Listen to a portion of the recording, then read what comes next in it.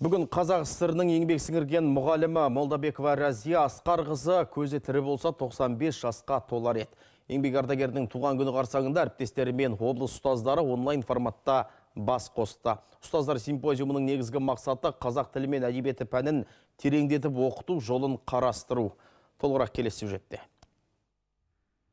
Разия Молдабекова нөмірі 10-шы Абай атындағы орта мектепте 27 жыл еңбек еткен. Ардақты ұстаздың ерен еңбегі көптің көкейінде жақсы сақталып отыр. Гимназия базасында ұйымдастырылған шараға өңірдің бас педагогі мен еңбек ардагерінің ұрпақтары, сонымен қатар облыс мектептерінің ұстаздары қатысты. Біз енді мамамызды мақтаныш етеміз.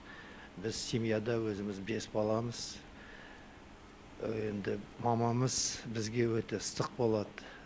Еске алып отырамыз жылда. Бізді ана тілін үйреткен біздің мамамыз. Үйде де ол кісі айтушы еді бізге.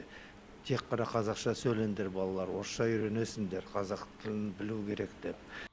Онлайн шараның негізгі мақсаттарының бірі қазақ тілі мен әдебиеті пәнін оқытудың ғылыми, әдістемелік, тәжірибелік жағынан ауқымды қарастыру, инновациялық жетістіктерін тарату. Бұған дейін 80-ші жылдары Разия Асқарқызы да осы бағытта көп жұмыстар атқарған болатын. Енді міне ұстаз ісін шәкірттері жалғастыруда.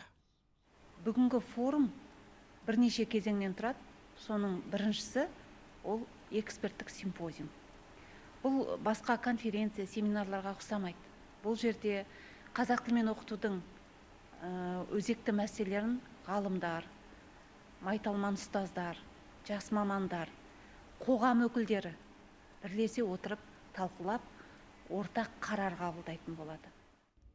Қашықтық форматындағы жиын 3 бағытта ұйымдастырылды. Бірінші, қазақ тілі мен әдебиеті пәнін оқытудың әдіс тәсілдері. Екінші, қашықтық форматына қатысты ақпараттық технологияларды қолдану. Және үшінші секция, кітап оқуға деген қызығушылықты арттырудың жолдары. Онлайн форум облыстық деңгейде өткізілсе де, еліміздің басқа қалаларынан да қатысушылар болғандығын айта кеткен жөн. Зұлқарнай Ермұратұлы, Ниязбек Смағұл, Ертіс ақпарат.